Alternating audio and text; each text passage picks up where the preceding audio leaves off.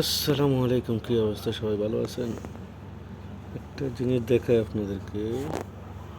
এই যে দেখেন, একটা আমের গাছ। আমরা আম খেয়ে এখানে রোপণ করেছিলাম।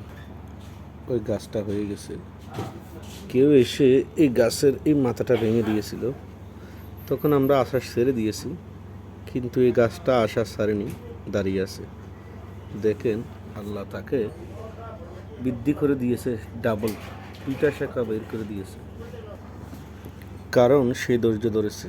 সেই জন্য বলতেছি, অনেক মানুষ আছে যারা কিনা বাঁচার লক্ষ্য না থাকলে আশা ছেড়ে দেয়, অর্থাৎ তার কোনো কিছু নেই, সে বেঁচে আর কি করবে। অনেক ছেলে মেয়ে, যেমন ধরেন ছেলে নেই, বেঁচে নেই, মেয়ে নেই, ঠিক আছে, সন্তান নেই, তারা বাচ্চার আশা ছেড়ে দেয়।